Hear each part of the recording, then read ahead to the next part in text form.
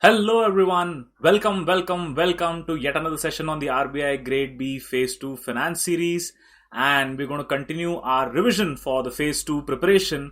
And the methodology we're going to use today is use the mock analysis of the Meritshine open mock that was recently opened for all of you, and we're going to use that particular mock and the questions that were there in that mock to try and work on two specific aspects. One, what should be the mindset of an individual taking the finance section in the RBI phase 2 so as to maximize the score in those given minutes.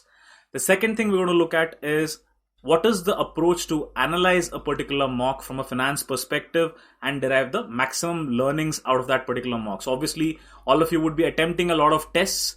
How do you analyze those tests and get the maximum out of those tests is something that we'll be discussing. So these will be the two-pronged approach today. First, how do we crack the exam in the finance section and get the maximum out of those limited minutes available to us? And secondly, how do we maximize our learnings in terms of analysis from all the tests that we are taking? So these will be the primary objectives of today's session, and of course we will use the questions as the means to arrive at that. So a lot of you had reached out to us in terms of understanding what could be the level of difficulty as far as phase 2 is concerned.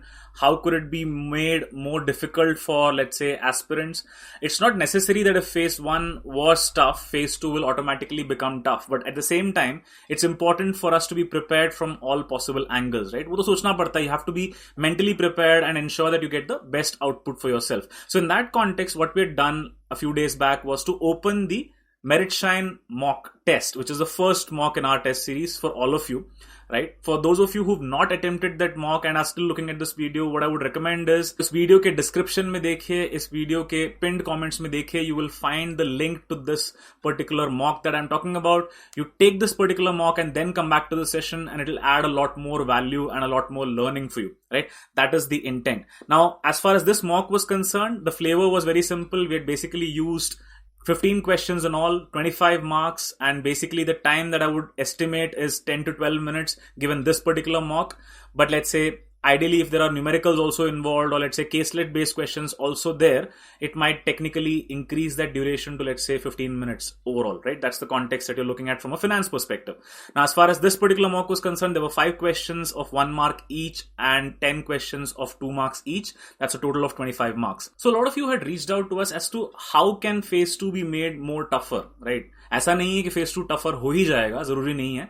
But having said that, we have to be prepared, right? So in that context, how can it be made tougher? So one of the things that can definitely be done is to definitely increase the length of the questions. Now when I say length of the questions को बढ़ाना, इसका क्या मतलब है? It doesn't mean that your question itself will be too long, right? That is one of the possibilities. The other possibility is the question may still be a one-liner, but in order to reach to that one-line question, you have a lot of content to be read. Right. What it does is that your mind is constantly moving from here and there. It's not in complete amount of attention, and where you have to read so much of information and a lot of information to process before reaching to a particular answer, it becomes that much more difficult, right? So that is where it can be made a little bit tougher for you, wherein the length of the questions can be definitely increased, right? The next approach could obviously be that there could be a lot of caselet driven questions, wherein a small bit of a case is given and then basis that questions are arriving for you. That's one of the ways in which it can be looked at.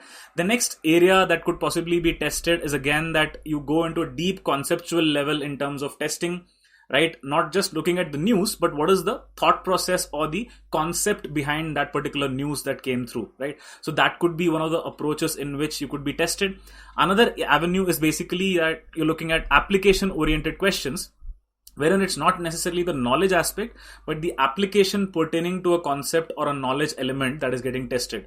So these are the ways in which the paper can be made a lot more difficult than what it has been so far. Having said that, since we were doing a mix of multiple sections, I've kept the finance section to be relatively easy in that context. So anyone who's basically been following news regularly and has a good understanding of the jargon and technical terms used, you will be able to do fairly well as far as this test is concerned. So I've not incorporated too many difficult elements as far as this test is concerned because I wanted to give some relief because there were already other sections which were made on those lines. So I ensured that this is a relatively easier one for you guys. Right? Now, what's the approach, right? What should be a winner's strategy as far as this section is concerned? First things first, don't get hassled or bothered by the length of the questions. अरे इतना बड़ा question दे दिया. हो सकता है question का length बड़ा है, but ultimately the question is fairly straightforward or simple, right? So don't get panicked, right? Enjoy the process, right? It's important for you to enjoy the experience of taking the exam, right? Understand one thing.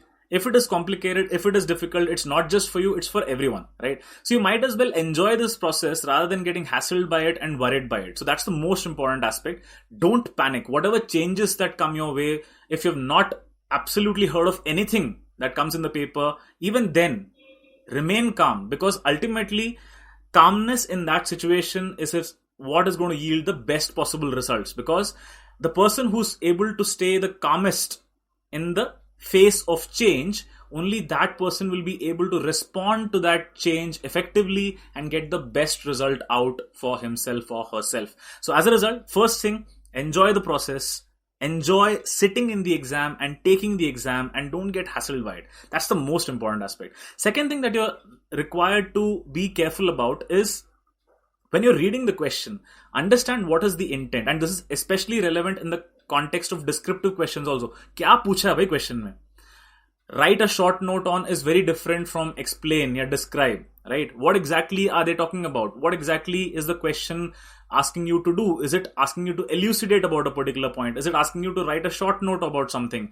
Is it asking you about just FEMA guidelines, or is it asking you about explaining the evolution of FEMA, right? So from a descriptive standpoint, these are the things that come to the fore. So when you're talking about these kind of elements, read the questions very carefully, and same thing goes for your objective type questions as well. The question may be asking something, but you're interpreting it differently. That again completely takes the question out of context and your answer may go wrong.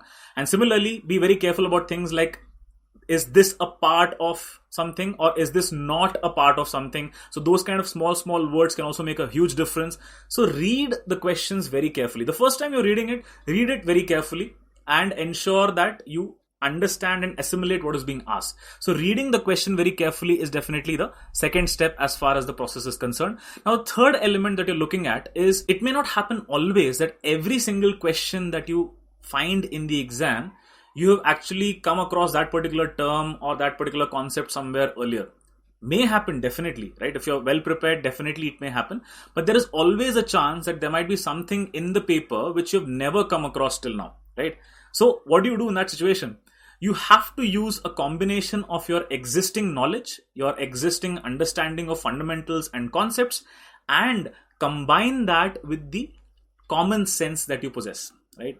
A lot of people say today that common sense is highly uncommon. Yes, it indeed is uncommon. But the thing is, it is those uncommon guys who actually make it to that final merit list, right? So you bring that common sense back, which has now become very uncommon, right?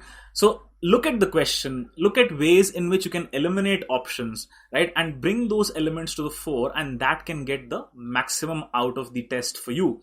At the end of the day, after having taken the test, you should feel that, yaar, isse acha nahi kar sakta tha. This is the best I could have given in this particular situation, and this is the best outcome that I've got for myself. So if you've come out with that kind of a satisfaction, I think that's job done. That is the intent with which you should definitely work. Similarly, when you talk about lengthy questions, case-led driven questions, important is to gravitate to that particular point जो question में पूछा गया, right?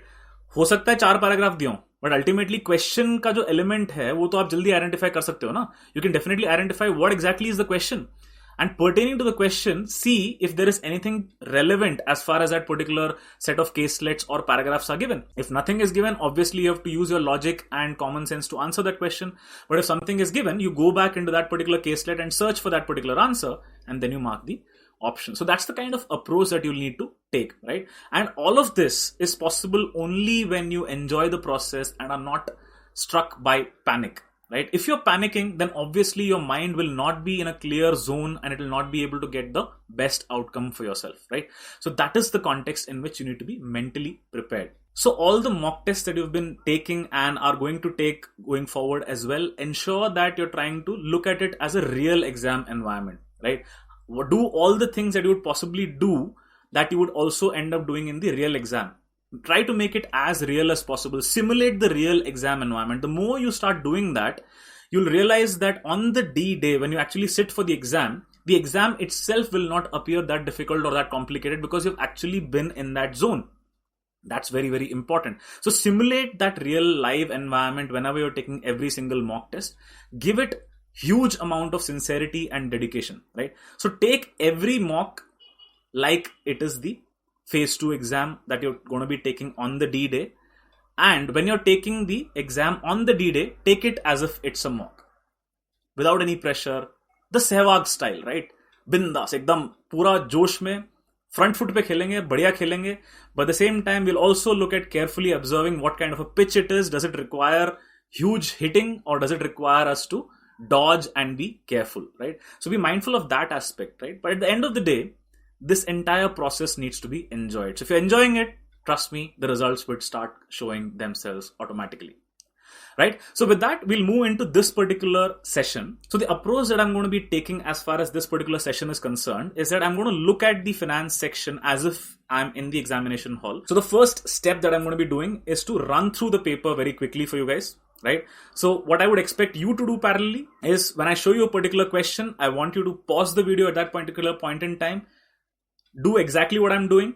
Try and see if you can segregate that question into a question which can be solved in under 30 seconds, or will it take more than 30 seconds or more than a minute? So then you'll look at coming back to that question later, right? So that's the first run through that we will do of the session. And once that run through is completed, then we will look at each of the individual questions in terms of how this question should have been approached and how it should have been solved. And parallelly, what we'll also discuss is to how can you maximize your learning from every single mock so as to ensure that you retain the learnings and they can be useful for you going forward as well. So that is something which we'll be covering quite holistically in the second part of the session. So the first part is run through and the second part would be analysis. So what are we waiting for? Let's start right away. So let's start with the run through. So basically looking at 15 questions, 25 minutes, and let's see how it goes. Okay, starting off with section 1, which is your 1 markers. We're just running through the question. Firstly, you have question 6, which says in digital payments, actual card details and alternate code, which will be unique for a combination of card code requester, that is the entity which accepts the request from the customer and passes it on to the card network to issue a corresponding code and device, is basically called. It can't be demutualization because it is coming together of cooperatives into forming a private organization. Doesn't fit into the context. Codification could be possible. Code encryption doesn't seem likely. Virtualization doesn't look like a context. It's more virtual accounts. So it's either B or E, but looks like more tokenization because codification is again a fairly straightforward word. So answer looks like E, but we'll move on anyway. So marking question 6 for review later.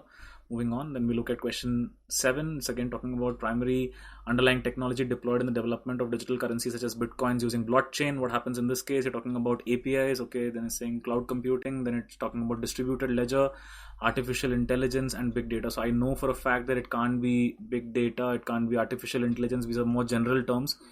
Application programming interface is more from integration standpoint, so ये भी नहीं हो सकता है. Cloud computing doesn't sound relevant in the context of bitcoins. सब चीजें cloud पे है, so I'm not sure if this is the relevant answer. So looks like distributed ledger, but again we'll come back if time permits.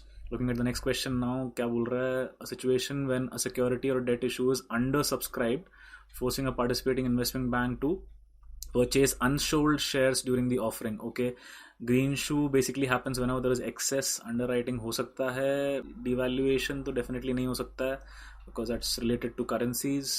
Devolvement okay हो सकता है. Then insolvency again is bankruptcy related, so ये भी नहीं हो सकता है.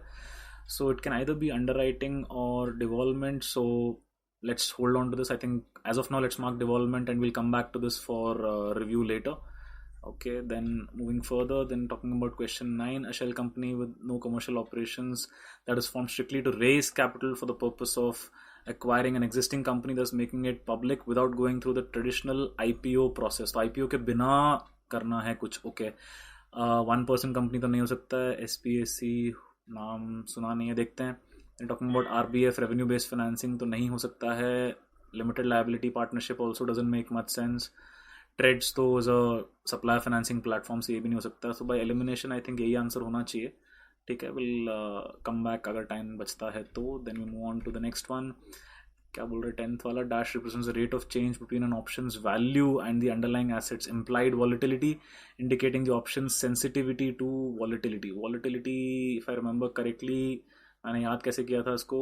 V के हिसाब से याद किया था. लेट्स सी अगर ऑप्शंस में है क्या, gamma, theta, vega, delta, rho, so technically ये आंसर होना चाहिए, but I am not sure. We'll come back to it.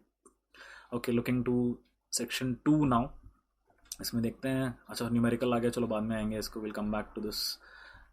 Okay, you have to see futures price के हिसाब से तो I think fairly straight forward होना चाहिए, but will come back to it. ठीक है.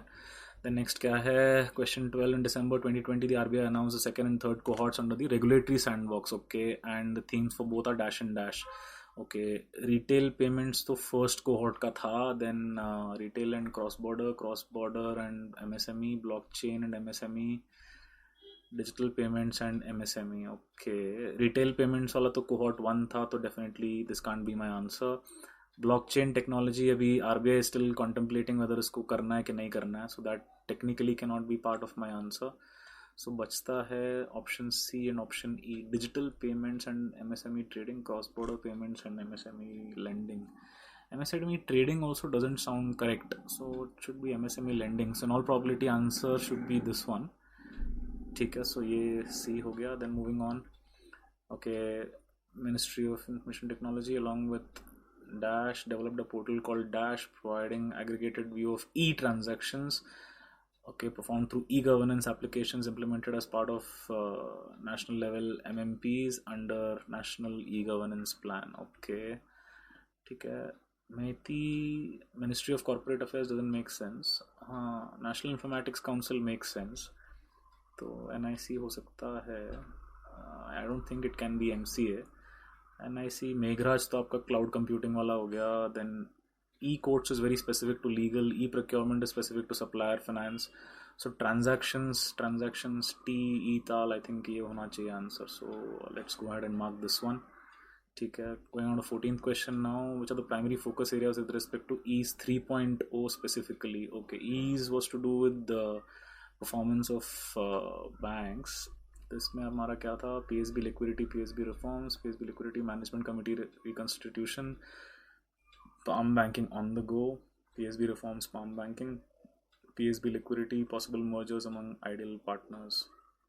ईज 3.0 अभी लेटेस्ट वाला जो आया था, इसमें I think we can definitely look at this one, because इसमें पाम बैंकिंग का कुछ तो मेरे को याद आ रहा है कि we were talking about palm banking and banking on the go. So I think this should be the answer. I think management committee reconstruction, possible mergers, all of this were part of 2.0. So ये शायद नहीं होना चाहिए. So this is what I'm looking at as the answer. Okay, let's move on to the next one. What does it say? A risk that a local currency cannot be changed into another nation's currency due to variations in the nominal value or because of specific regulatory or exchange restrictions. It may arise when a currency is not widely traded and capital controls prevent an investor or business from freely moving currency in and out of a country. Okay, मतलब आगे पीछे currency को हम लेके नहीं जा सकते और कन्वर्ट भी नहीं कर सकते. So definitely conversion risk should be one of the things. Currency risk, exchange rate related तो नहीं लग रहा है. Then transactional भी नहीं है, translation risk भी नहीं लग रहा. Country risk हो सकता है, but इसमें it's not talking about country defaulting in any way. And sovereign risk भी नहीं लग रहा है. क्रेडिट रिस्क मतलब कोई पे नहीं करता है टाइम पे, that is credit risk. Economic risk also doesn't look likely. So यहाँ पे conversion risk, transfer risk makes a lot of sense. I think this should be the answer here. ठीक है, moving on to the next one.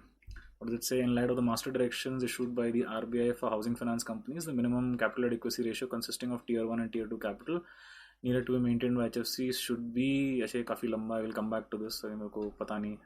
We'll come back to this. Okay, सारा percentage related है. We'll come back to this question. Okay. Then the PSL targets. Okay, अपना PSLC आ गया, बढ़िया. ठीक है.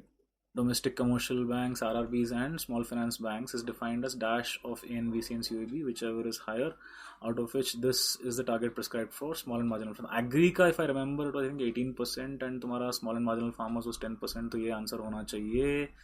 And yes, this is the one. So ये अपना answer हो गया. Looking at question 18 now. Which of the following is our agency function? Agency function का मतलब acting as an agent वाला एंगल है. Transfer of funds, okay. Collection of cheques, ठीक है. एक जगह से दूसरी जगह भेज रहे हो, एक जगह से दूसरी जगह लेके आ रहे हो. So I think both of these should definitely be agency functions. Discounting of bills मतलब आप डिस्काउंट कर रहे हो तो there is a percentage of interest involve, so this has to be a primary function. It can't be an agency function. So C नहीं हो सकता है. Both A and B looks like this is the answer. So definitely E नहीं है, so D is the answer in this case. ठीक है. Looking at 19, क्या बोल रहा है? In terms of monetary and liquidity measures, TLTRO 2.0 announced, okay, Special Liquidity Facility SLF announced on April 27, 2020 were ideally meant for which segments of the financial sector? I know for a fact that TLTRO तो NBFCs के लिए था.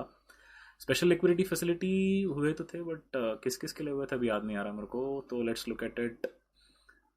TLTRO definitely schedule commercial banks तो नहीं था. NBFCs हो सकता है, NBFCs हो सकता है. RRB स्पेसिफिकली तो नहीं था. Then MSMEs, TLTRO is too big, so I think MSMEs is too small a space, so it can't be this also.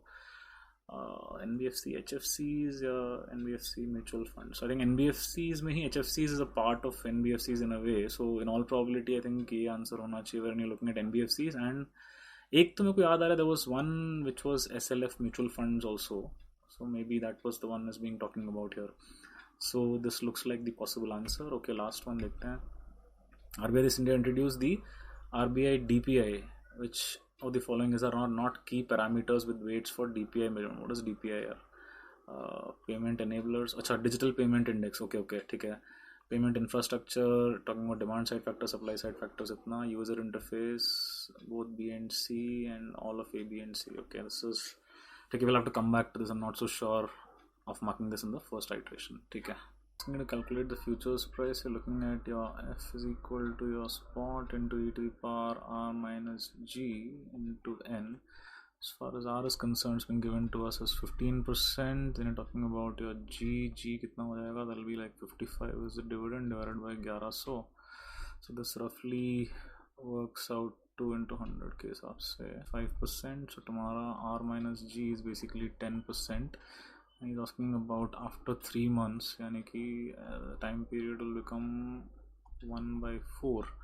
So it's basically S, which is 1100 into e to the power 10% by 4, यानी कि 2.5%, and e to the power 0.025. And this value, I know that this is 1.025 इतना आता है. This into 1100 should give me my answer. And basically becomes your 1025 plus 102, so roughly 1127. So this should be the answer. ठीक है, this is done. Coming to the next one, इसमें basically जब housing finance companies का circular देखा था, उसमें it was mentioning that 14% कुछ तो था. It was mentioning about tier 1 and tier 2 capital requirement, and then exposure specifically for a group entity. If I remember, I think 25 and 15% में से ही दो थे. But this is talking about a single entity. Single entity का exposure 25% तो नहीं हो सकता. तो I think this has to be 14 and 15%. I think group entity का exposure was 25%. So I think इसमें, since it's asking net owned fund for a single entity, so it should be 14% CRAR and 15% का exposure से ज़्यादा नहीं होना चाहिए. So I think this should be the answer for 16. Coming to this one, when I talk about your digital payments index, I don't think there was anything called as user interface करके तो कुछ नहीं था circular में. Payment enablers तो definitely है. Payment में demand side infrastructure, supply side infrastructure also makes sense. So I don't know if it was user interface or it is something else. I'm saying all of ABC, both B and C. So the following are not key parameters. Okay, I don't think ये तीनों का तीनों तो गलत नहीं करेंगे mostly. I don't remember reading user interface. I think it was called something else, something related to customer something. So I think ये मेरे को गलत लग रहा है. So let's go ahead and mark this. I think this appears to be a best fit in terms of the given options. So I hope you got a flavor of what a run through is, right? So basically what I'm trying to do is maximize the outcome every time I'm looking at a question, trying to look at questions which I can solve fast, and within 30 seconds, if I can solve the question, I solve it there and then, and I mark it for review if required, and I'll come back to that question whenever time permits. And the other angle is, of course, whichever ones I'm finding difficult, or let's say I know that will take more than 30 seconds, I look at them in the second iteration. So that's exactly the way I keep proceeding. So I go at multiple iterations. First iteration, the easiest questions, shortest amount of time. Second iteration, slightly more tougher questions, slightly more time. Third iteration, slightly more tougher questions and slightly more time. So that's the cycle that keeps on going, and you proceed further in that context. So this is the way in which you can be able to derive the maximum out of your test taking cycle itself, and ensure that in this process you'll never be able to lose out any particular question which was a sitter. What's the whole point, right? What's the whole point of doing the exercise? So that you don't miss out on questions that were meant to be solved fast, right? So this approach will ensure that you're not missing out on any questions at all, right? So that is something why I wanted to take you through the run through of the process. I'm not saying that this is exactly how you would have thought about it. Your thought process might have been different from mine, but this is how I would have looked to approach this particular section in the run through. Now that we've basically looked at the run through, let's try and analyze each of those individual questions and see how we can derive the maximum learning out of this particular mock. Now, the way I look at analyzing a question is fairly straightforward. Whenever I'm attempting a particular question, either I'll get it right, I'll get it wrong, or I would have probably left it unattempted. So the ones that I've got right, I need to find out if there was a faster way of looking at that particular question. Could I have answered it in a faster manner, right? That is one approach. How could I have improved the speed of that particular question? Second thing to look at when you've got it wrong is what exactly was the mistake? How do I ensure that this mistake does not get committed again? That's the aspect that you're looking at it from a second standpoint, which is anything that you've got wrong. What is the mistake? How can I overcome that particular mistake? Now, the third angle, especially as far as finance is concerned and also concerning terms are concerned, you'll obviously be given 5 options, right? So don't always look at the correct option only. Also try and look at the other 4 options. Do you understand those 4 options? Are you aware of that particular term or not? If not, it would make a lot of sense for you to find out what that particular term means also, because you never know what the question is going to be, right? So while in this question, one particular option was the answer, there could be some other question that could appear in the exam wherein one of these particular options could be your answer. So which is where don't look at only the correct answer, also look at all the other options given and try and give fillip to your curiosity to find out what the other 4 options mean also. Once you get into that mold, you would have done a thorough analysis, right? So just to recapture, I'm talking about the first step, which is getting your answers correct. If you've got them correctly, try and look at how do you improve your speed on those questions.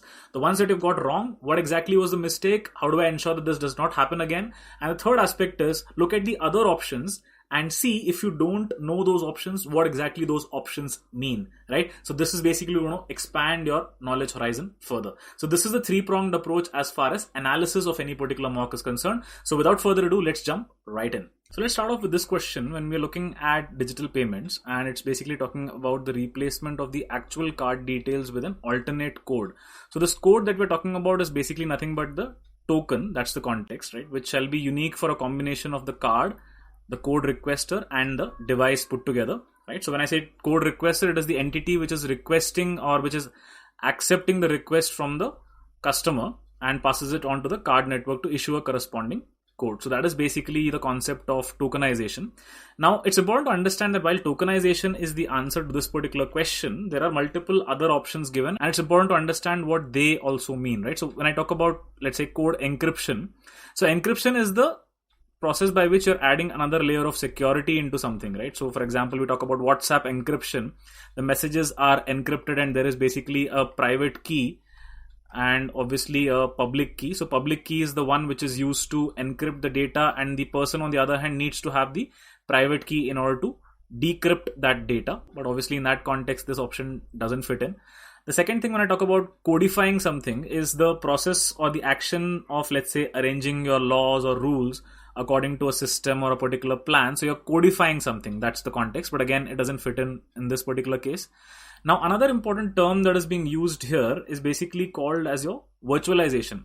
Now, that's an important term because especially in the banking, many of you might have come across this particular term called as your virtual accounts. Now, what they mean is that it's not exactly the original account, but it's an artificial virtual layer that has been created so that any action that is done on this layer does not automatically get done on the real account, right? For example, you talk about the Aadhaar number as well. There is something called as a virtual Aadhaar as well, which is a 16-digit number. So the idea behind creating a 16-digit virtual Aadhaar is that it is not exactly the same as the original Aadhaar number. And if you have to share the virtual Aadhaar number, it basically provides an additional layer of security wherein the virtual Aadhaar will be different from the original Aadhaar number. So it just adds another layer of protection in that sense. So generally, when I talk about virtualization in computing, it basically is the act of creating a sort of a virtual rather than an actual layer, right? That's the context. And you're creating a virtual layer or virtual aspect or virtual version of something, right? So for example, you talk about your virtual computer hardware platforms, talk about storage devices, computer network resources, a lot of things that can be done from that perspective. So that is the process of virtualization. Now, another important term which has already appeared in one of the previous years as far as RBI is concerned is the concept of demutualization. So what are you doing? So you're essentially making something which was mutual as demutual. What does that mean? It is a process by which a customer owned, let's say, mutual organization working mutually or on, let's say, cooperative levels, right? It changes legal form to a joint stock company, right? And it may also be sometimes called as, let's say, stocking or privatization as well, right?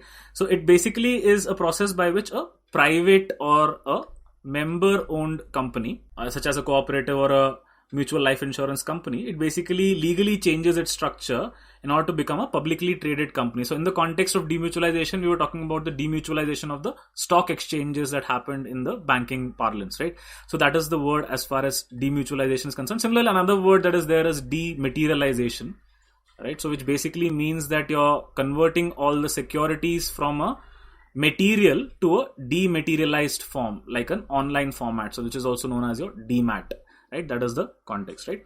So this is in a nutshell what I wanted to explain as far as this question is concerned. This is the way you look at approaching. So while the answer is tokenization, you're also looking at the other options to figure out and broaden your horizon of knowledge. That's the angle to be looked at. So now when I look at the next question, it talks about what is the underlying technology in the development of digital currencies such as Bitcoins using blockchain. So first thing to understand is, of course, there are multiple various applications to Bitcoins rather than just being digital currencies, and that are also across the world. It is not very clear as to what are the regulations around it as yet, especially from an India standpoint. There are talks about banning it. There are talks about maybe opening some windows for it. We don't know, right? And the other context here from a digital currency standpoint that you should be aware of is basically your CBDC or your central bank digital currency. So each central bank is also looking at coming up with their own digital currencies, which basically can be acting as your fiat money, which can be under circulation. And that in turn can also, let's say, benefit the overall economy as well. So there are a lot of talks around that aspect also.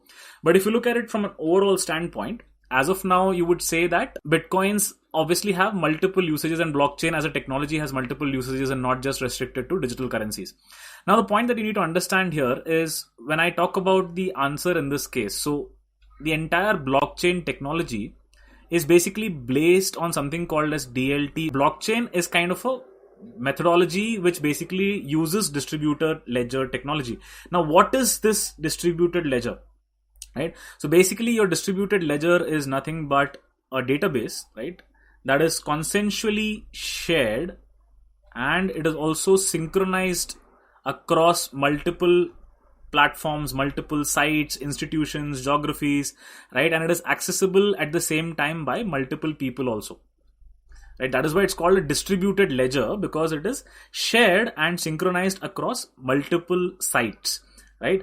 That is the same context. And this is basically the technology that is used by blockchain, which is obviously the technology that is used by Bitcoins. That's the context.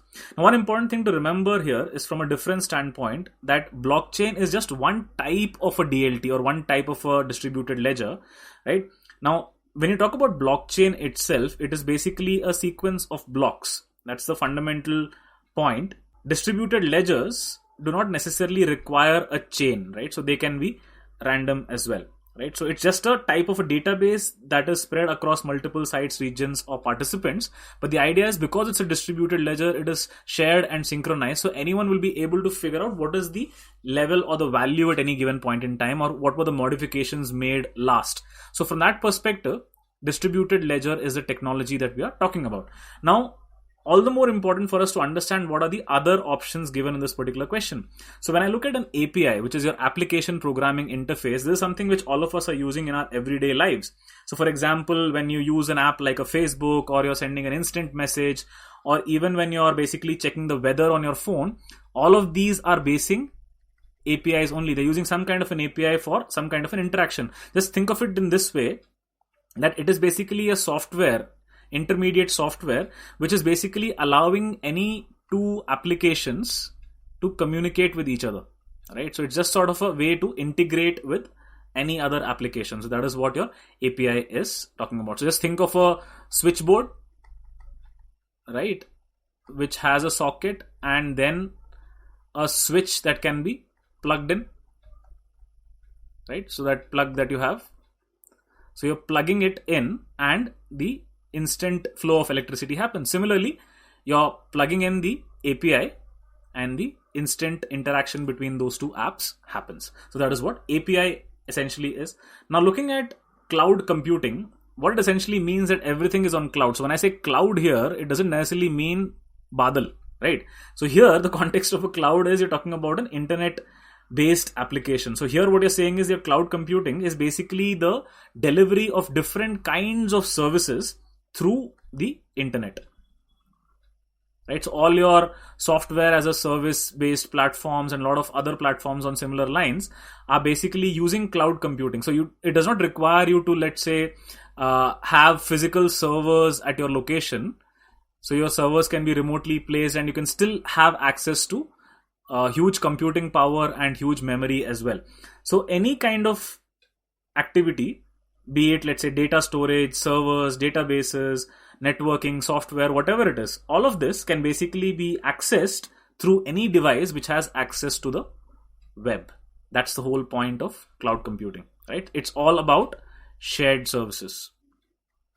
That's the context, right? The next important term that you should definitely be aware of is basically artificial intelligence. It's basically used across a lot of platforms now. You talk about bots, you talk about things like robotic process automation that is also being used by a lot of banks nowadays, right? So when I talk about artificial intelligence, it is basically the way in which you're simulating the intelligence of a human in an artificial manner, right? And machines are doing that, right? So basically that's the context, and they're trying to imitate or mimic human actions, right? Now this can obviously be applied to any machine that exhibits any kind of properties or traits that can be associated with human mind, such as learning and problem solving. So all of those basically incorporate or use artificial intelligence. So another term that is used in sync with AI is basically your ML, which is your machine learning, which is you're basically providing multiple scenarios and cases for a machine to understand what could be the possible outcome that is expected. So the more the number of cases you provide to the machine, the better learning it derives from it, and as a result, the better outcomes can come from it as well, right? So what is the pitfall? Of course, it's at the end of the day a human who's feeding all the cases into the machine. So if there are any biases, if there is any discrimination in the cases that are being uploaded or the examples that are being uploaded, then automatically the outcome that comes out of it may also not be accurate, and it may have some kind of biases as well. So that's the con of machine learning, which still needs to be solved further. The other term which you should definitely be aware of is basically your big data. Obviously, as the term goes, it obviously is a collection of huge amounts of data, right? And which is kind of growing exponentially, right? But the point is, with the data being so large, it's not just talking about big data, it's about talking how to analyze this big data and get information out of it that can be useful to us. And the other angle to this is that these data sets are so large and complex that none of the traditional data management tools that we have accessed so far can process this kind of information efficiently. So it requires specific kinds of tools to be able to get decisive information out of it. So that is what is your big data, talking about huge amounts of information, right? So the answer in this case, of course, is your distributed ledger technology, but I also wanted to highlight the other options as well. Now moving on to the next question, if you look at this one, it basically talks about a situation in which a security or a debt issue is undersubscribed. So whenever there is an undersubscription, there would be, in order to protect from this kind of a situation to happen, you would obviously have underwriters who will buy the underlying security or the debt issue and provide a sort of a guarantee. So those are the underwriters. So what happens if an issue goes undersubscribed and subsequently your guarantors come in and buy the security or the issue? That process is known as underwriting, right? But underwriting happens after this situation, which is devolvement.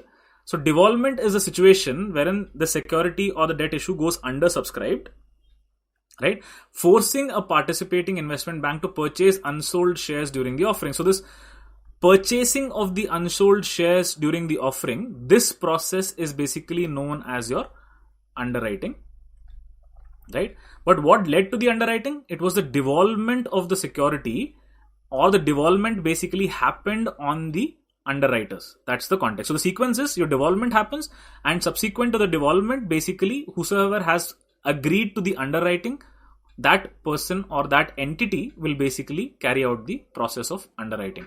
So that is the sequence. So the correct answer in this case is devolvement, because we are talking about the situation where the security or the debt issue is undersubscribed. Now, what happens when it gets oversubscribed? That basically gives the context of a green shoe option. So basically that is an over allotment option that basically exists, right? And sometimes called as a green shoe. So it is a provision in the underwriting agreement that basically grants the underwriter the right to sell investors more shares than initially planned by the issuer if the demand for such a security issue is definitely on the higher side. So basically that is where your over allotment comes into the picture as far as green shoe option is concerned. Now, another important term that you should be aware of is what is solvency or insolvency. So let's say if I am someone who's solvent, it means that it is possible for someone to look at my assets, and if they basically sell it, they will get something out of it. So I'm solvent.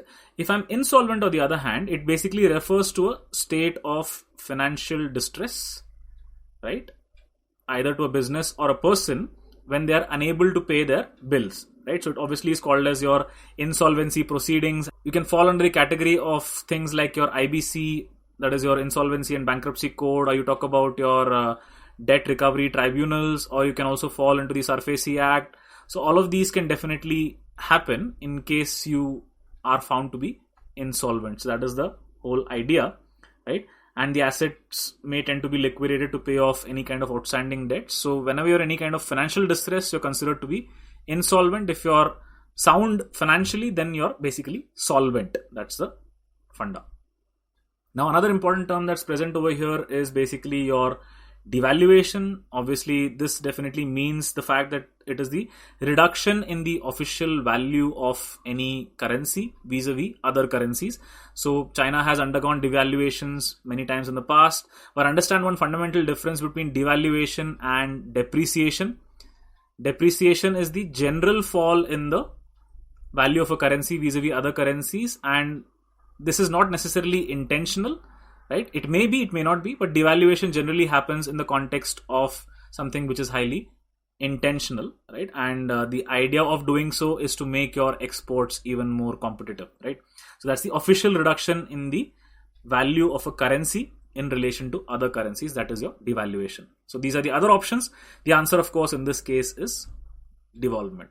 So looking at the next question now, we're talking about a shell company with no commercial operations, right? That is formed strictly to raise capital for the purpose of acquiring an existing company, thus making it public without going through the traditional IPO process. So this is in the context of a recent news that Flipkart may go in that route, and because of their parent Walmart. So that is something which was definitely discussed, and that's the context why your SPAC, which is your special purpose acquisition company, that came into existence. So sometimes this kind of a company is also known as a blank check company.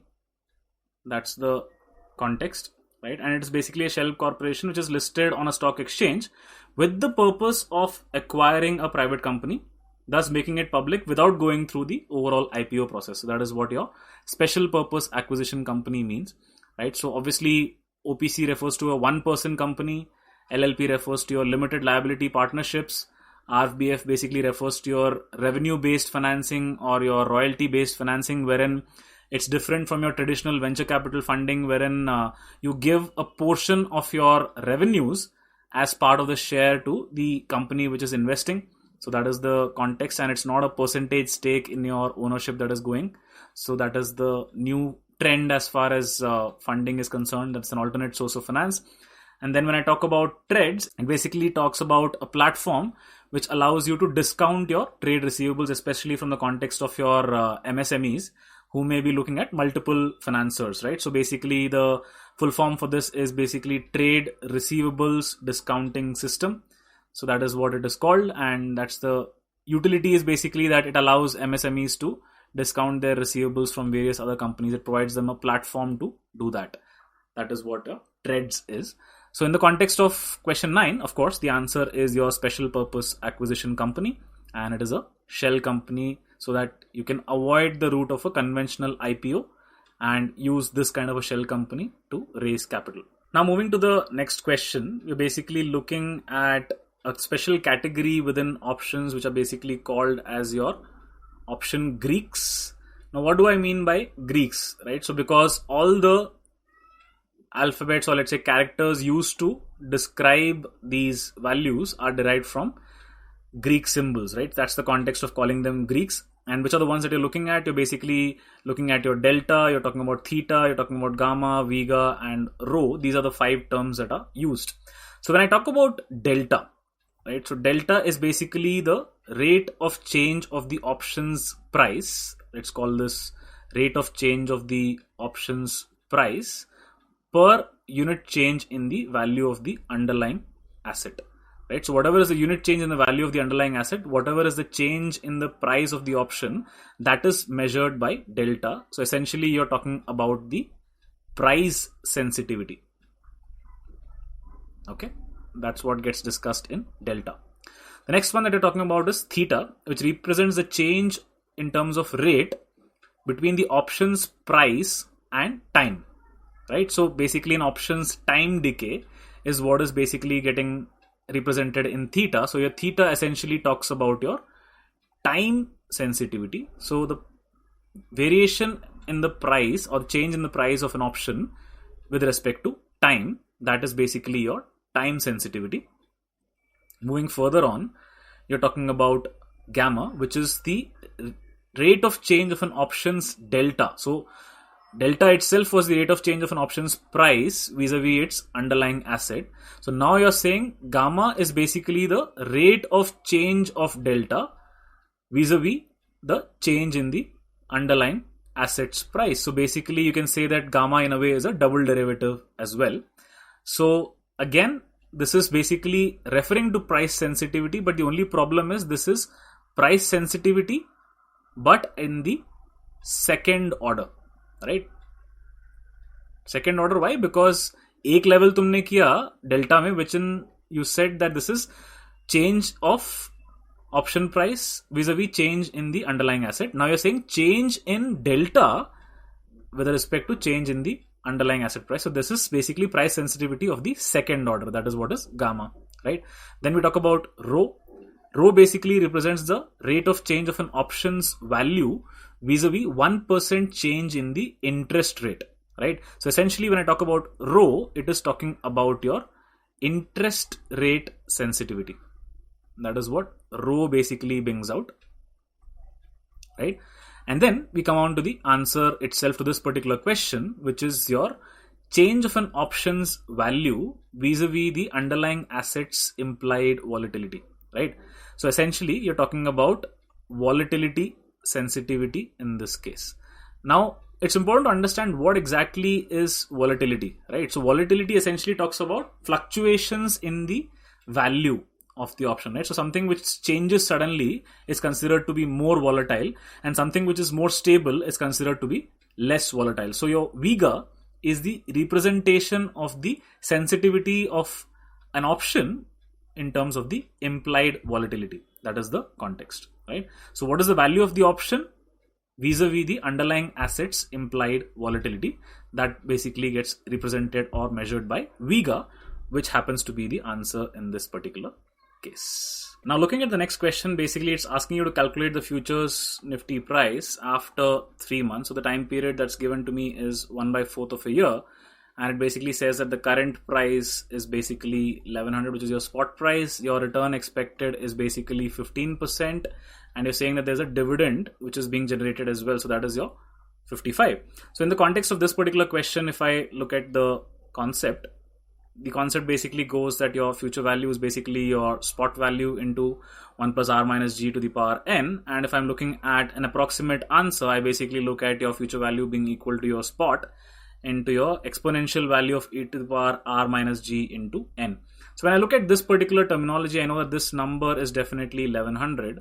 all I need to find out is this particular value. When I talk about R minus G, how do I calculate G here? We're talking about your 55 as a dividend, and then the spot is this much. So essentially looking at a 5%, right? So now the context is, if G is 5, R is 15, your R minus G is 10, and your time period is basically 1/4. So you're looking at e to the power 2.5%, which is equivalent to e to the power 0.025.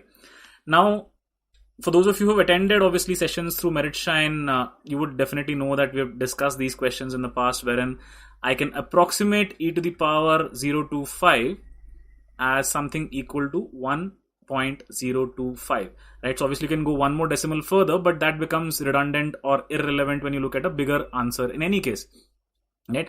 So even if I ignore this fourth decimal, it's not going to make huge impact on my answer. So basically what I'm looking at is calculating the value of the future by looking at the spot of 1100 multiplied by this particular value, and automatically it will give me the answer that I'm looking for, right? So technically in this case the answer becomes 1127.5. So moving on to the next question, basically RBI announced the second and third cohorts of what is called as a regulatory sandbox. So first of all, let's try and understand what is a regulatory sandbox. Kya matlab hai iska, right? So you're talking about regulatory sandbox. It's nothing but a sort of a framework that has been provided, right? And this is set up by the regulator themselves, that basically allows your fintech startups and other innovators to conduct your live experiments, right? And you're conducting this live experiment in a controlled test environment. And within this controlled test environment, the RBI, or let's say the regulator involved, may or may not provide certain relaxations for things that you can or cannot do, right? But the whole point is, it's almost like an incubation system that is being provided in order for your fintech startups and let's say other innovators to be part of and let's say try and develop new products. That's the whole context, right? So you're providing a live testing environment for your new products or services, and obviously it is something which is highly controlled and regulated environment, right? And obviously within the context of this, the regulator may or may not permit certain regulatory relaxations or other things, right? That's the context in which your regulatory sandbox works. And the thought process of incorporating a regulatory sandbox is fairly simple, that you want to ensure that things are tested, because before they go live in a real environment and let's say cause any issues or hassles to a customer, all of these things can be tested prior hand itself. So it's a sort of a simulation environment that is being provided. So the first cohort was basically pertaining to your retail payments, and subsequently in December 2020 you had a further announcement that was made towards other cohorts as well. So the next one in line was basically creating a cohort for your cross-border payments, right? And if you remember one of the previous sessions that we discussed global financial markets, and I talked about the fact that your cross-border payments definitely are something where a lot of innovation is still required and it is still at a very nascent stage. Your correspondent banking overall has gone down quite dramatically, right? And you definitely need something to change in that aspect. So from that perspective, your cross-border payments is the next cohort that has basically been launched. And the third one basically pertains to your MSME lending, which is again a very, very crucial aspect in the growth of the Indian fintech ecospace and also the growth of, let's say, inclusion in the aspect of India. Now, what was the reason for choosing your cross-border payments as the second cohort? Because when you look at the inbound remittances, right, across the globe, what is the level of inbound remittances? India basically gets a huge chunk in this. It's usually around 15% of the global share, and India is definitely the largest recipient in that context. So it received $83 billion in 2019, and in the first half of 2020 it basically looked at a number which was 27.4 billion despite COVID and other scenarios. So that is massive, right? So from that perspective, it's definitely huge. And also when you look at your over-the-counter foreign exchange instruments in India, the value in terms of daily average turnover is over $40 billion, right? That is something which is huge. So as a result, you need a lot of innovations in the cross-border payments landscape, and you need to look at new technologies which are low cost, secure, convenient and transparent, and obviously make the system work in a much faster manner than what it is currently. So from that perspective, your second cohort for your cross-border payments was launched, and within this circular, it was also told that the third cohort will be towards your MSME lending. Okay, so moving on to the next questions, let's firstly understand what MEITI is all about. When I talk about MEITI, it is the Ministry of Electronics and Information Technology. Obviously, it was set up in July 2016 and has very specific guidelines that needs to be adhered to, and a lot of things that it is basically doing as efficient working, right? And a lot of functions associated with respect to the IT side of things. A lot of entities like your UIDAI, National Informatics Center, all of these fall under the purview of your MEITI, which is Ministry of Electronics and Information Technology. So it is your National Informatics Center, which is basically looking at developing a lot of tools which can basically enable faster operations and more efficient tracking of information. So from that perspective, NIC has to definitely be there as part of my answer. Now, when I talk about your National E-Governance Plan, it basically talks about how do you make all your government services, right, accessible to your common man. That is what is your NEGP.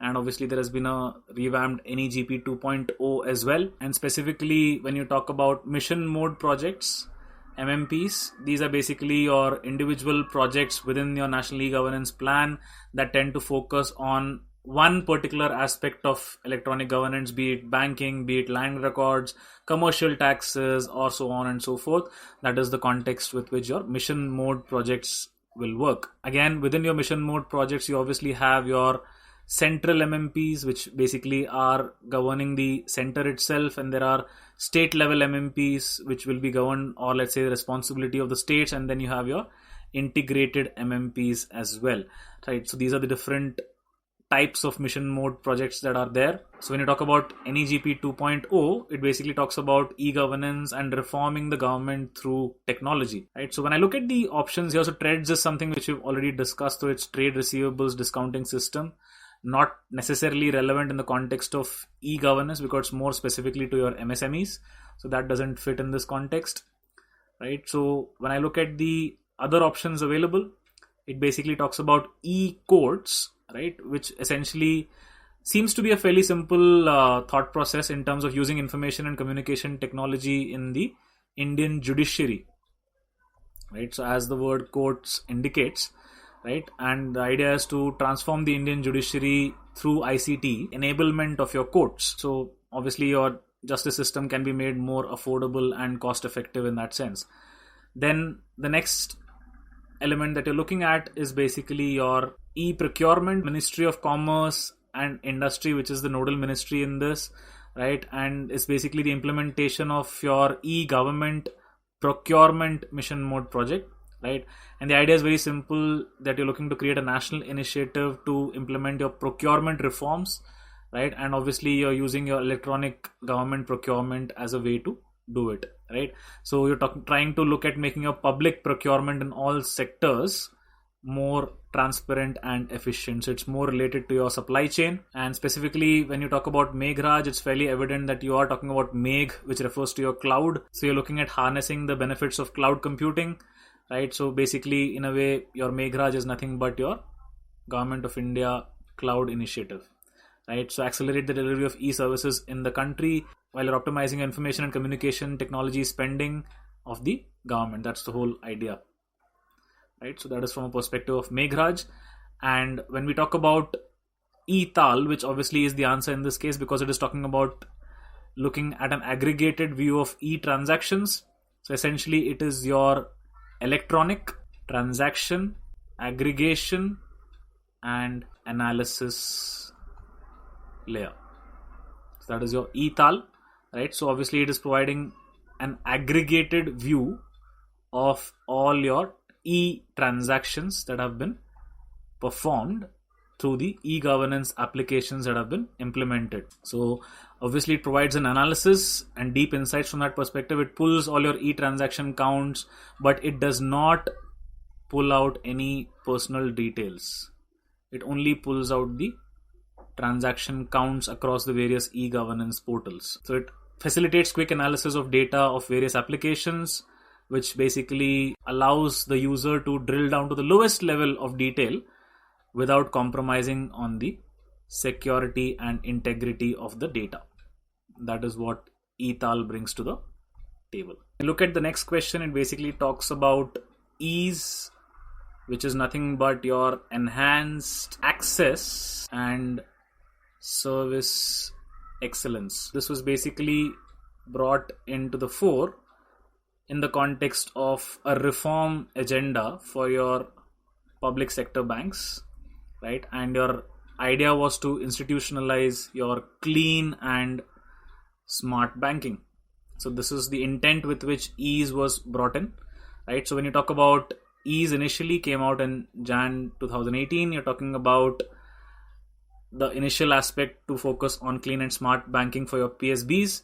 Then when you talked about the second version of it that came out, ease 2.0, that basically looked at pushing the liquidity levels in PSBs up, right?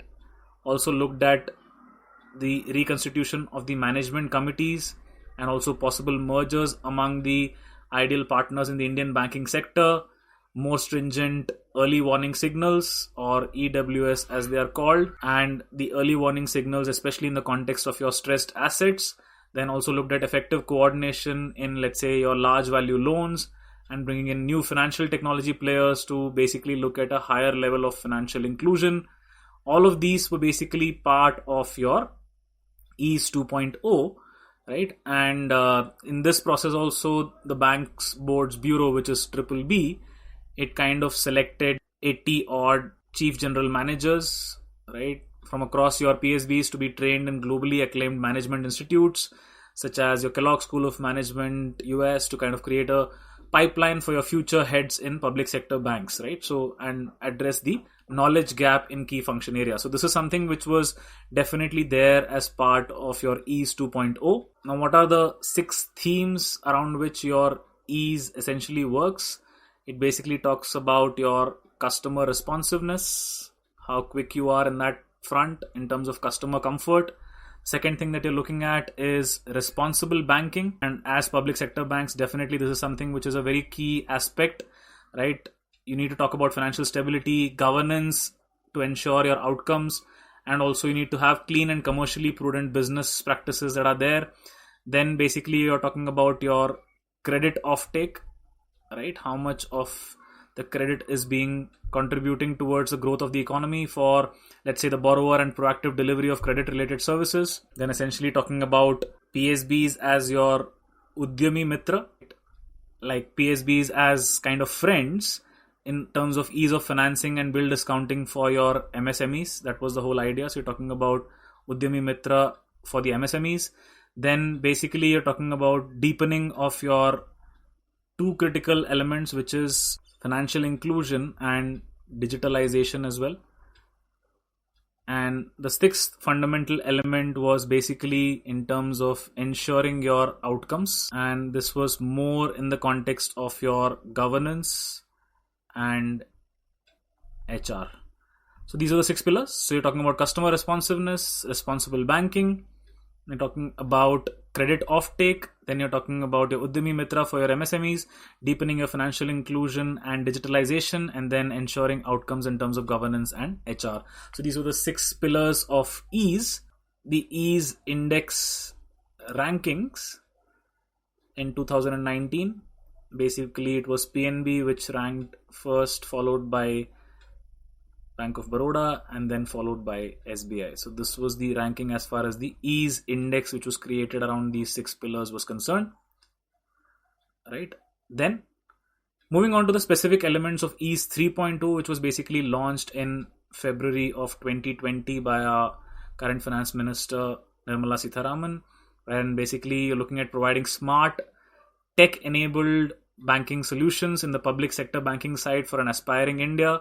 Talking about paperless and digitally enabled banking, and the key elements here was your palm banking, which essentially means end-to-end delivery of financial service on the palm of your hands, which means into your mobile phone.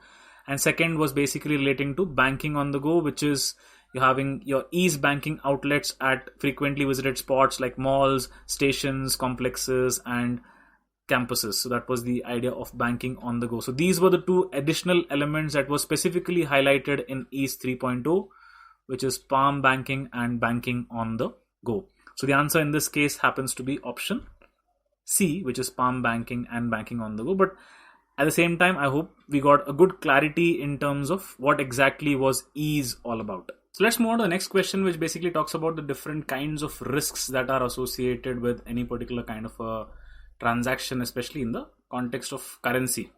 So here it basically talks about a risk that a local currency cannot be changed, okay, into another nation's currency, right?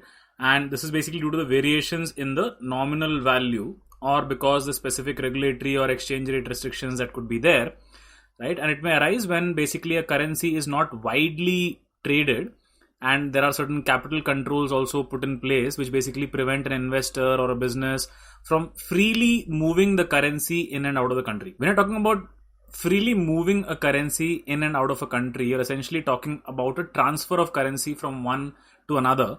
So that essentially refers to the transfer risk that is associated. And then obviously, because it cannot be changed into another nation's currency due to various aspects, right?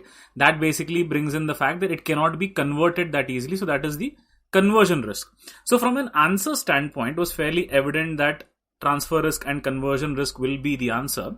But what also needs to be understood is what are these other terms that are basically present over here. So if I look at it from that context, so especially when I look at, let's say, a transaction risk versus a transitional risk, what is the difference between the two, right? And both of these are obviously associated with the exchange rate, right? Whenever we're talking about companies that are engaging in foreign currency transactions. So when I talk about transaction risk, it essentially means that between the time that an organization or a company, or let's say any counterparty, is entering into a contract, right, and by the time it is selling it, right? So the time lag that is there between the time of entering into the contract and by the time the contract is sold, this time lag is basically known as your transaction risk, right? Now the other way you can look at transaction risk is when you look at the operational risk angle, right? So there also you talk about transaction risk, wherein you say that it is basically the risk arising from fraud that could happen from both an internal as well as an external standpoint, right? So all of these could be reasons for a transaction risk, right? But transaction risk from an operational standpoint is more referring to fraud, both internal or external. But transaction risk in the context of foreign exchange is basically talking about the time lag between, let's say, the time of entering into the contract versus the time of selling the contract. Between this time lag, if there is a fluctuation or a change in the exchange rate, then that risk that is associated with it is basically known as your transaction risk. On the other hand, when I talk about the translational risk, right, it basically is the exchange rate risk resulting from converting your financial results, right? Whatever performance that you have as a company, when you're converting your financial results from one currency into the other currency, then that risk of, let's say, the value of your results going down is basically known as your translation risk. So this is the risk that is more on paper, right? It's the actual valuation on paper that is changing in terms of converting from one currency to another. So let's say, for example, if I'm looking to cast my balance sheet and my P&L statements in rupee, which is INR, and then when I basically look at an international MNC which has a subsidiary in India, then the Indian subsidiary of that international MNC will have to convert its books. Let's say, for example, that the MNC is based out of the US. Then this Indian subsidiary, right, Indian subsidiary of this particular US MNC, who basically has operations in India, obviously has its financial statements in rupees.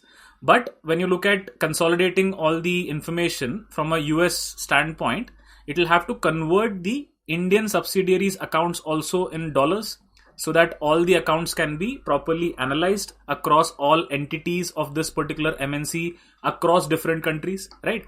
So when the Indian subsidiaries financial statements are converted from, let's say, rupee to dollar, then there is obviously a risk of the value going down because of the translational change from rupee into dollar. And that exactly is what is your translational risk, right? Now, another important angle to consider is basically what's the currency risk, or let's say your exchange rate risk. So sometimes when you talk about your currency risk or your exchange rate risk, or sometimes also called as your FX risk, it basically describes the possibility that an investment's value may decrease due to any kind of changes that are happening vis-a-vis the involved currencies. So whatever are the currencies that are involved, if there are any changes in the relative value between these two currencies, then that would basically lead to a currency risk or an exchange rate risk. Next, another important angle is when you talk about credit risk as such. It basically is the possibility that the credit that you have given to any other counterparty, that counterparty may default on that particular amount, right? So that is the risk that is associated with any kind of credit that is given, and the fact that there is a risk that that money or that value that you have given might not come back. So that essentially brings out the credit risk angle, right? So that is what credit risk is all about. So when I again talk about credit risk, it definitely can bring in something like a counterparty risk, wherein counterparty is basically the two parties which are involved in any particular transaction, right? So when I say credit risk, the chance that a counterparty may default on the payment either because of an inability to perform or just not intending to perform or a refusal to perform, both ways, that's a credit risk, right? Similarly, technically your country risk can also be categorized as part of credit risk, because let's say non-performance of a borrower or a counterparty which is arising because of any kind of constraints or restrictions imposed by a country, then that again becomes a country risk, but technically also can be categorized as a part of credit risk only, right? So credit risk means what? At the end of the day, जिस party को आपने पैसा दिया है, वो party पैसा वापस नहीं दे रही है. So that's a counterparty risk. That could be a country risk. That could be a default risk, whatever it is. So all of that falls under credit risk. Now the second angle for you to look at from a risk standpoint is basically your market risk. So when I say market risk, what are the various risks associated in the markets? You talk about liquidity, you talk about your interest rates, you talk about your foreign exchange, you talk about, let's say, your commodity prices, you talk about your equity prices. So all of these are basically related to any kind of risk associated with markets.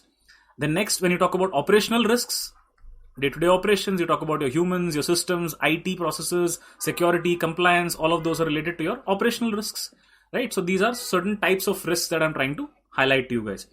Now, another important aspect to look at is what is your economic risks, and let's say what is the difference between an economic risk versus a country risk. So when I say economic risk, it basically refers to, let's say, the risk exposure of an investment made in, let's say, a foreign country, right, due to changes that may happen in the business conditions, or you're talking about the macroeconomic or the microeconomic environment in that particular country, or let's say related to the kind of monetary policies that the country has brought about. So anything related to a risk in an investment made in a foreign country because of, let's say, conditions like the business environment, the macroeconomic or the microeconomic policies, or the monetary policies, or any kind of economic action, that basically falls under the category of economic risk. Now, next, it brings us to a very important categorization, which basically asks you to fundamentally differentiate between two aspects, which is your country risk and your sovereign risk. Now, I ask you, is there a difference between these two aspects? And if there is a difference, then what exactly is that difference between these two elements, right? So whenever I talk about sovereign risk, right, so it basically is saying that there is a risk that a foreign central bank will alter its foreign exchange regulations. I'm talking about a central bank here, a foreign central bank. It may change its foreign exchange regulations, thereby significantly reducing or completely nulling the value of the foreign exchange contracts. Then that kind of a risk basically forms part of your sovereign risk. For example, you talk about a Chinese devaluation of yuan, that technically can fall under the category of a sovereign risk, right? Now, this is different from political risk, right? So what is a political risk? Political risk is because of the instability or let's say any kind of weaknesses in the national government, right? That is basically political. When you talk about the economic risk, it is related to the stability of the country's monetary system, your economic and regulatory policies, the business conditions, your macro and microeconomic environment. So that is your economic risk.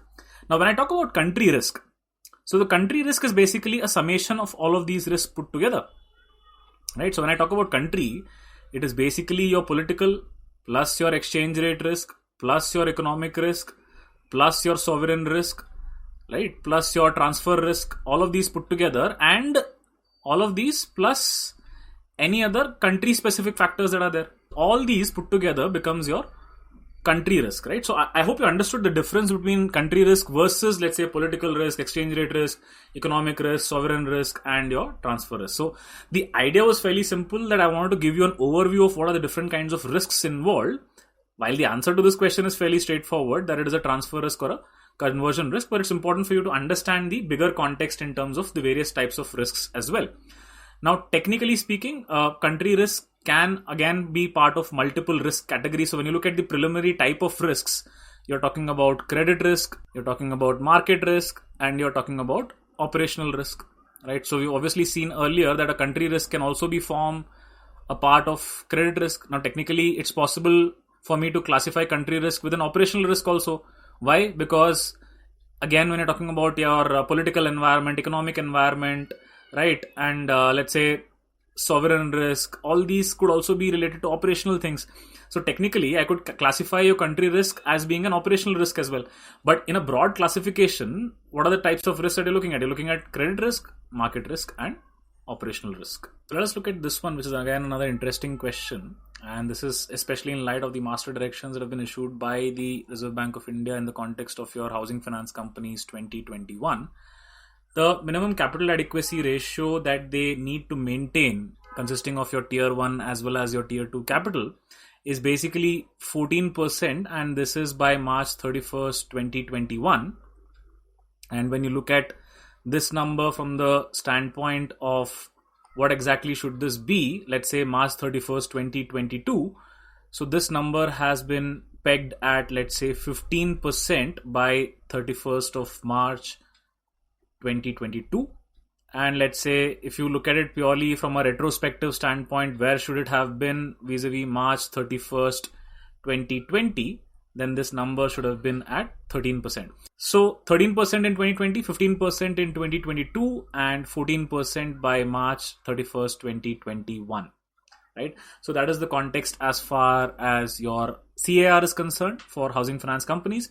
The next aspect is in the context of a housing finance company lending to group companies that are engaged in real estate, the total exposure cannot be more than dash percentage of its net owned fund for a single entity.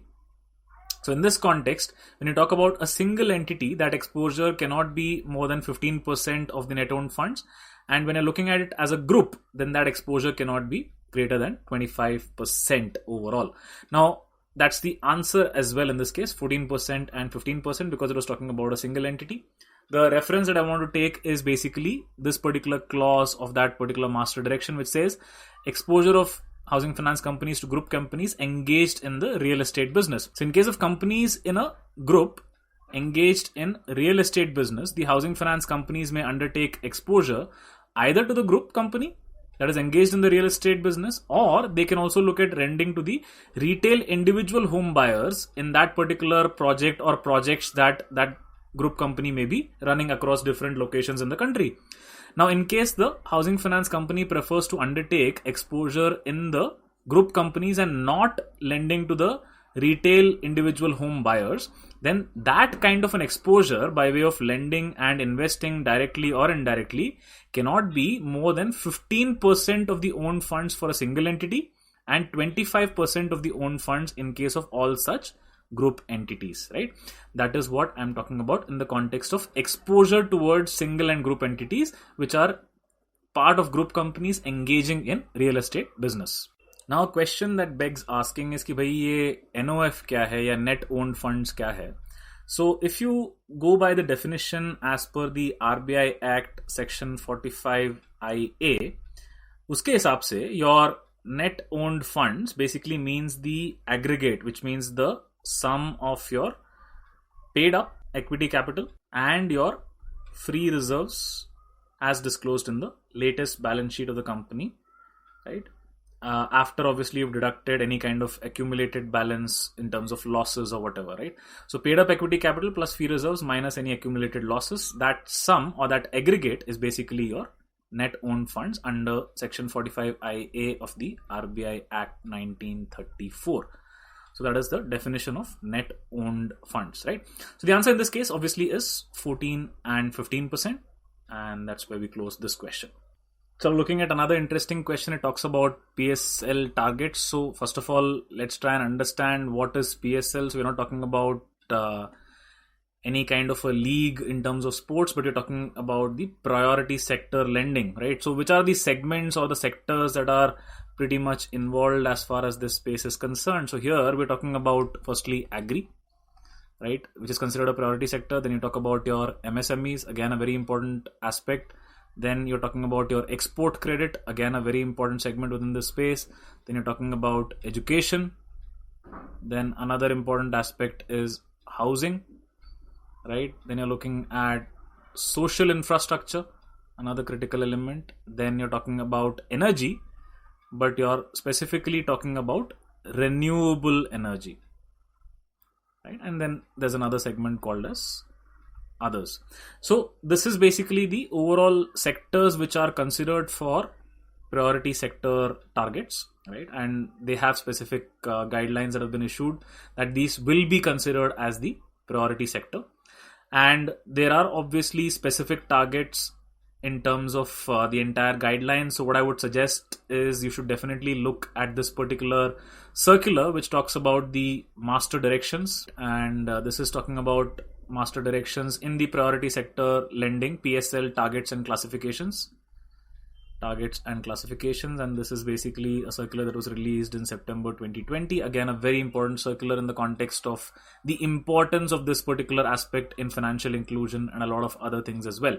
So from that perspective, when you look at the overall targets, these have been segregated separately in terms of talking about your domestic commercial banks, okay? Then this basically excludes your RRBs and your small finance banks, right? And you're also talking about including foreign banks with greater than 20 branches. And then there is another category which talks only about foreign banks with less than 20 branches. There's another category for RRBs, and there's another category for small finance banks. So that is the segregation, right? So there is obviously a total target. Then there is a target specific for agriculture. There is a target specifically for micro enterprises. Then your advanced weaker sections as well, right? And similarly, you have targets specified for your primary urban cooperative banks as well, right? So when I look at the overall targets, especially from an agriculture standpoint, right, so it doesn't vary too much across segments. So be it your domestic commercial banks, be it your regional rural banks, be it your SFBs, the target is fairly simple, that you have to look at basically 18% of your adjusted net bank credit or your credit equivalent of balance sheet exposures, which is COB as it is called. So that has to be 18% for agri. And within this, you basically have a target of 10%, which basically has been set for your small and marginal farmers. So this basically remains pretty much the same across your domestic commercial banks and foreign banks with greater than 20 branches, or you're talking about RRBs or SFBs. This is basically the same, right? What I would also urge you to look at is basically what are the other kinds of targets that have been given across micro enterprises, across the overall total priority sector lending and other elements as well, because this is good information and there could definitely be questions that can come from this as well. Now again, when you talk about this particular reference of 10%, this will again be obtained in a phased manner, and your 10% target basically has to be reached by 2023-24. So if I look at the overall number from this perspective, you say 2021, then 21-22, then 22-23, and then 23-24. From that perspective, if you look at the small and marginal farmers target, it is 8, 9, 9.5 and 10%, right? So eventually you have to get to 10% in a phased manner. That's the expected aspect. So again, as I said, important that you spend some amount of time on this particular master direction, because there's a lot of relevant content that could be useful from an exam standpoint. So suggest that you look at it in detail. But I've kind of covered quite a few elements in that regard. So the answer in this case, of course, is option C, which talks about 18% and 10%. So let us now look at another interesting conceptual angle to this particular question when we're talking about the agency functions of a bank. So when you're talking about transfer of funds, which means funds are moving from one place to another, collection of checks, again, check is moving from one place to another.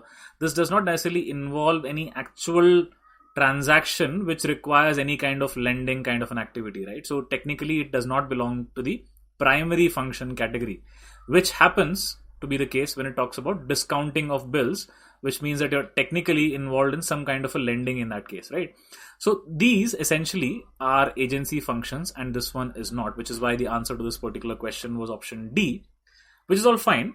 But what I wanted to also look at from your perspective was, how do I classify things as primary or, let's say, agency functions? So when I look at it from that standpoint, this graphic will definitely be helpful. So when I talk about your bank functions, you have your primary functions as well as your secondary functions. And within your primary functions, you're looking at accepting deposits and obviously granting your advances. So when you're talking about accepting deposits, you're looking at savings, fixed deposits, current and recurring deposits. All of these form a part of your accepting deposits. Then when you're talking about granting of advances, you're looking at your overdraft, your cash credit facility. You're talking about your loans and basically your discounting of bills. All of these basically fall under granting of the advances segment, right? So now again, when I look at the agency functions, so here you're looking at various elements like your transfer of funds, your periodic payments that may be happening from time to time, your collection of checks, portfolio management, any kind of periodic collections. All of these become a part of your agency functions. Now, the other aspect is, what do I mean by others one, right? So what are the other agency functions? So for example, if the bank is acting like a trustee, or if it is acting as an executor or an advisor, right? And in any other case as an administrator, right? So in all of these cases on behalf of its clients, then basically it is again performing an agency function, right? And basically acting as representatives of clients to deal with other banks and institutions, then that becomes an agency function in itself. The next aspect is obviously when you talk about your utility functions. Now, what are these utility functions, right? So essentially providing of lockers, then you're talking about issuance of drafts and letters of credit, underwriting, FX dealing, all your project reports, social welfare programs. And again, when I talk about others too, you're referring to kind of acting as an intermediator or a mediator in financial standing of your customers, right? You're talking about collecting your credit worthiness information about clients of customers. Then you're providing market information to customers, providing things like your traveler's check, etc. So all these are basically your utility functions, right? So these are secondary functions. So your primary functions pertain to your acceptance of deposits and granting of advances, and your secondary functions basically consist of your agency functions and your utility functions. So trust, this basically covers the fundamental elements from a banking function standpoint, so that this is very clear in your head. So another interesting question in the context of what the RBI did in terms of providing additional liquidity to a lot of COVID affected segments.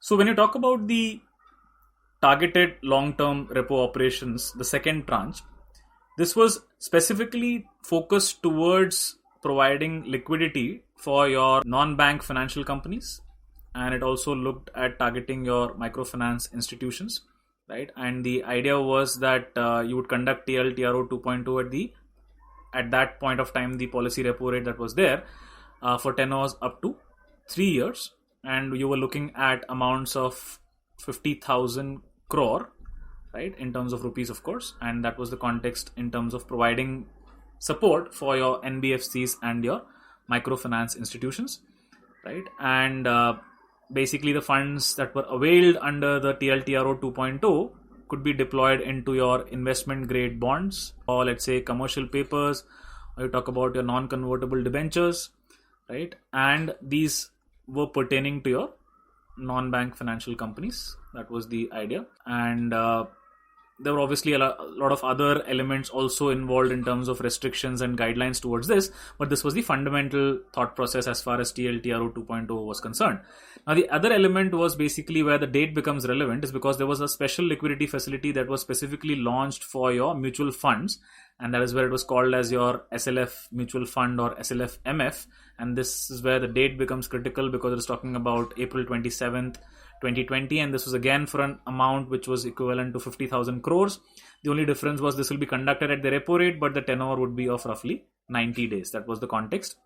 And the funds that were to be availed under the SLF MF will have to be used by the banks exclusively for meeting the liquidity requirements of mutual funds, either in the form of extending loans or in the form of, let's say, undertaking outright purchase, right, and basically repos against any kind of collateral of investment grade corporate bonds, commercial papers, debentures, certificates of deposits that were basically held by your mutual funds, right? So this were the two facilities. So they were basically meant for your NBFCs and your mutual funds, and that was the answer in this particular question. Now let's try and address a bigger question in terms of what exactly is this long-term repo operation, and let's say what benefits does it bring to the table. So when I talk about TLTRO, this is basically long-term repo operations, and this T basically refers to something which is targeted, which means ये किसी एक particular target के लिए focus किया जा रहा है, right? But what do I mean by LTRO? Let's try and understand that first, right? So this basically is a tool that lets banks, right, to borrow 1 year to 3 year funds. And where are they borrowing from? Of course, they're borrowing from RBI or the central bank at the prevalent repo rate that is there, right? And when they borrow, what is the collateral that they need to give? They basically give collateral in the form of government securities, and obviously the tenor of the maturity of such securities has to be greater than the tenor of this. That is the whole context, or it has to be similar in terms of maturity of this particular duration, right? And now, obviously, when I say targeted, it essentially means that the central bank wants banks opting for funds under this TLTRO kind of an option to be specifically invested in investment grade corporate debt. That's the whole thought process behind calling it targeted, right? Obviously, what happens is that definitely helps banks to get funds for a longer duration of time, right? At obviously decent rates and longer duration, especially in the context of, let's say, what they could get under LAF or, let's say, a marginal standing facility. Definitely better than that in that context, right? And what it also does is that because it is giving access to cheaper capital to the banks from the RBI, the expectation is that they will basically be encouraged to lend more. And obviously, if they lend more, then it should definitely lead to greater amount of economic activity. That's the whole thought process, right? And technically speaking, they can also invest these long-term funds in assets that obviously yield better returns in terms of providing improved profitability, right? And also, since the banks are providing your GSECs as your collateral, the demand for such government bonds obviously tends to increase as well. And because the demand for such bonds is increasing, what's happening? Their price goes up, and in turn their yield goes down. That's the context. So these are some of the elements that you need to understand from the perspective of TLTRO. But if I were to look purely from the aspect of this question, the answer is fairly straightforward in terms of non-banking finance companies and your mutual funds. So another important question in the context of, let's say, the relevance of fintechs and the digitization and digitalization of India, so to speak, this question definitely deserves a lot of attention. So basically, RBI introduced the RBI Digital Payments Index, right? And it obviously had certain parameters that were brought in. And what were the key parameters is what this question is discussing about. So obviously, payment enablers is a very critical angle. Then again, payment infrastructure is critical. User interface, not so much. But the other aspect which was relevant was basically your customer centricity. So that was the one which was crucial as compared to the user interface thought process, right? So technically, the customer centricity is more important, whereas user interface is just one minor aspect of, let's say, how the interface appears, right? So at this point of time, that is not of such great importance for the RBI, because at this point what you're looking at is the customer being satisfied and not necessarily what kind of user interface or UI is available for the customer, right? Is the job getting done for the customer? That becomes more relevant at this point in time.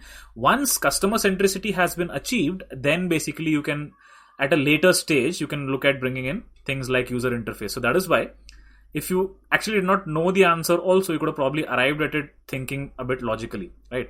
Now, if you go back to the drawing board, the answer, of course, is that it cannot be user interface. But what are the broad parameters, right? So your RBI Digital Payment Index basically comprises of your 5 broad parameters that is looking to enable measurement of the deepening and level of penetration in terms of digital payments in the country. So your base year has been taken as 2018, and the value for 2018 is basically 100, right? And what are the parameters that you're looking at? You're looking at payment enablers, right? That basically carries a weight of 25%.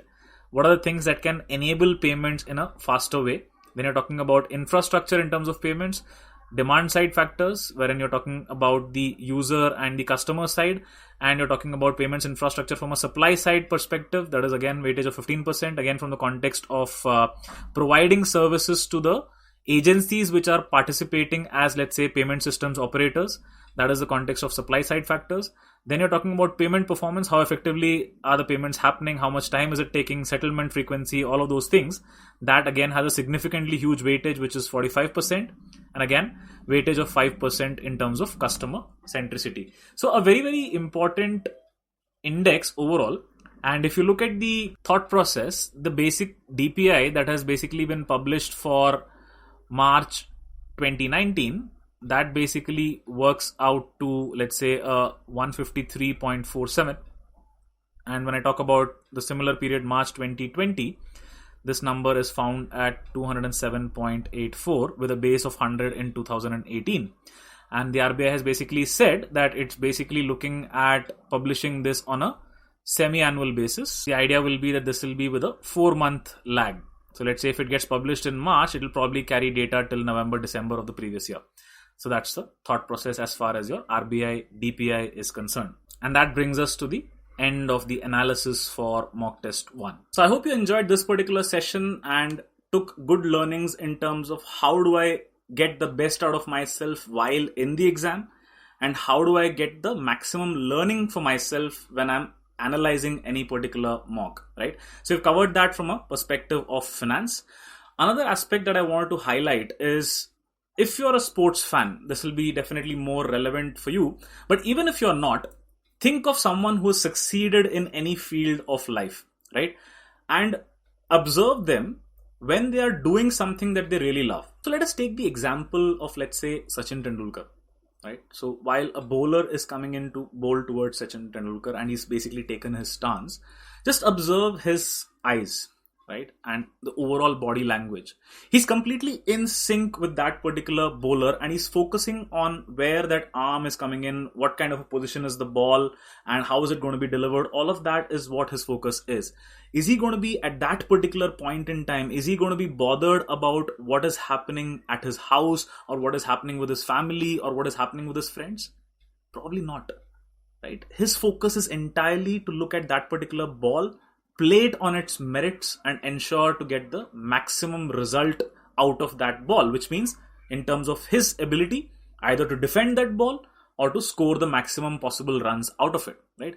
And that is a huge element, and this is something which sports psychologists are also discussing in terms of getting the best out of people, right?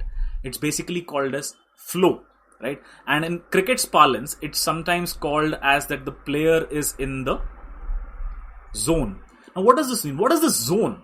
It means that you're in a state of elated concentration, elated levels of focus, that nothing in this world can actually deter you from you and the immediate goal in front of you, right?